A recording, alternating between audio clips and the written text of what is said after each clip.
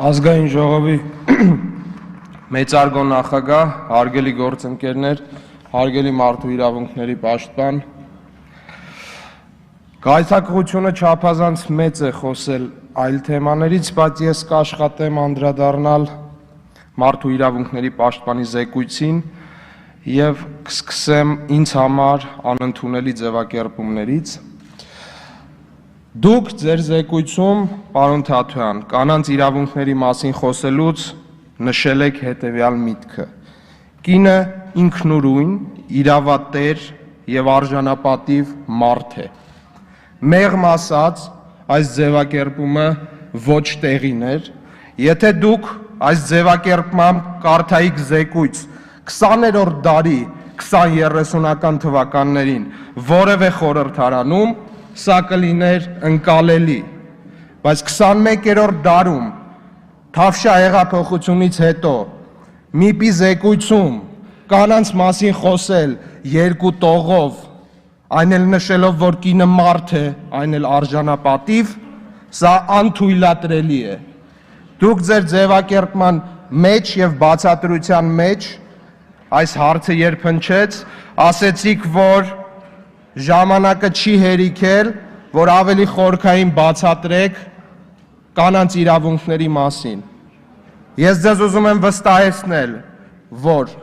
դուք կարող եք կրճատել ձեր միտքը ձեր զեկույցի այլ ասպեկտներում, բայց կանանց իրավունքների մասին դուք պետք է խոսեիք ավելի համապարփակ, քանի որ մենք ունենք բազմաթիվ ձեռքբերումներ, սկսած պետական կառավարման համակարգում կանանց ներգրավվածությունից, մինչև սեռերով պայմանավորված աբորտների սահմանափակում, կանանց հանդեպ բռնության կրճատում եւ այլն։ Եվ հույս ունեմ, որ ձեր վերջնական զեկույցում, պարոն Թաթոյան, ձեզ հետ եմ խոսում, ձեր վերջնական զեկույցում կանդրադառնաք սրան։ Կանանց մասին խոսելով եւ կանանց իրավունքների մասին խոսելով մենք ընտրել ենք շատ սխալ ուղի, երբ պետական կառավարման համակարգում մենք կանանց դերի ավելացումը փորձում ենք օգտագործել անհասկանալի քվոտաներով, սակայն պետք է սկսենք հասարակության մեջ դաստիարակությունից եւ այստեղից հասնենք փոփոխության։ Ես չեմ ուզում անդրադառնալ այլ բազմաթիվ թերություններին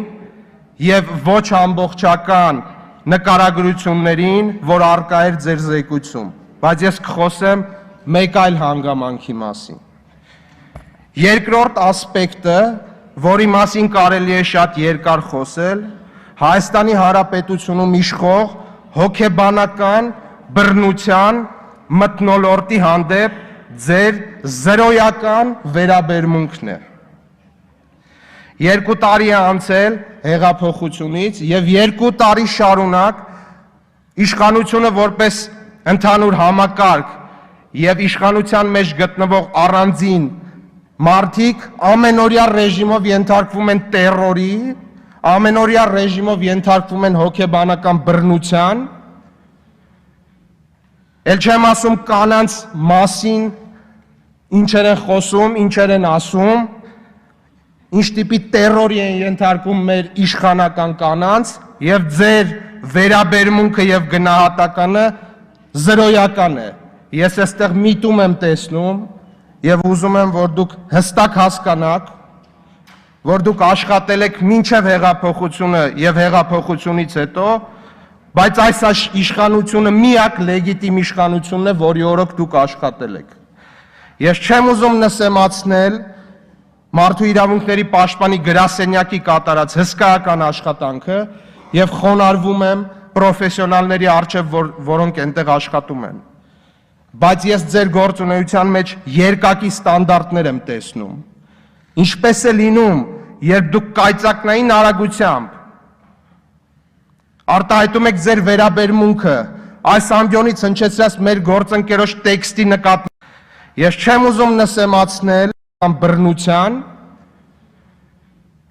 ել չեմ ասում կանանց մասին ինչեր են խոսում, ինչեր են ասում, ինչ տիպի տերորի են ենթարկում մեր իշխանական կանանց եւ ձեր վերաբերմունքը եւ գնահատականը զրոյական է։ Ես այստեղ միտում եմ տեսնում եւ ուզում եմ, որ դուք հստակ հասկանաք, որ դուք աշխատել եք մինչև հեղափոխությունը եւ հեղափոխությունից հետո, բայց այս իշխանությունը միակ լեգիտիմ իշխանությունն է, որի օրոք դուք աշխատել եք։ Ես չեմ ուզում նսեմացնել Մարդու իրավունքների պաշտպանի գրասենյակի կատարած հսկայական աշխատանքը եւ խոնարհվում եմ պրոֆեսիոնալների առջև, որոնք այնտեղ աշխատում են։ Բայց ես ձեր գործունեության մեջ երկակի ստանդարտներ եմ տեսնում։ Ինչպես է լինում, երբ դուք կայծակնային արագությամբ արտահայտում եք ձեր վերաբերմունքը այս ամբիոնից հնչեցրած մեր գործընկերոջ տեքստի նկատմամբ, բայց խորքային գնահատական չեք տալիս ստեղծված իրավիճակին։ Ինչ է հակառակ կողմը իր համար նստած հաց ու սոխ էր ուտում եւ մեր գործընկերը եկավ եւ վիրավորական տեքստ հնչեցրեց, ես ձեզ խոհեմության, անաչառության եւ իրավիճակը ավելի խորքային նկարագրելու կոչ եմ անում։ Պարոն Թաթոյան, դուք ղեկավարում եք անկախ մարմին, որը գործուղված է ներկայացնելու Հայաստանի Հանրապետության բոլոր քաղաքացիների շահի պաշտպանությունը։ Եվ այստեղ շատ առնվազն տարակուսելի է, ես փորձեցի վերընթերցել ձեր կանոնադրությունը եւ այնտեղ չգտա մի կետ, որը ասում է, երբ բռնություն է գործադրվում քաղաքական մեծամասնության ներկայացուցչի նկատմամբ, դուք պետք է լռեք։ Այդպիսի կետ չկա ձեր կանոնադրության մեջ։ Ես ձեզ եւս մեկ անգամ կոչ եմ անում, չնսեմացնելով ձեր աշխատանքը, կարևորելով այն գործունեությունը, ինչով դուք զբաղվում եք, բայց ուզում եմ տեղեկացնել, որ կիսով չափ որևէ process-ի մեջ ներգրավվել չի կարելի։ Սա հստակ արժանանալու է քաղաքական գնահատականի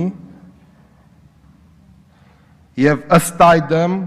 ես որպես ազգային ժողովի падգամավոր շատ դեպքերում ձեր պրակտիկ աշխատանքը գնահատում եմ բավարար, բայց ձեր զեկույցը գնահատում եմ անբավարար։ Եվ որպես մարդ, ով իրավունք ունի սահմանադրությամբ օժտված է մարդու իրավունքների պաշտպան գործուղել տվյալ հիմնարկ, ուզում եմ ձեզ տեղեկացնել, որ ավելի խորքային եմ հետևելու ձեր աշխատանքներին եւ փորձելու եմ նաեւ օգնության ձեռք մեկնել ձեզ։ Շնորհակալություն։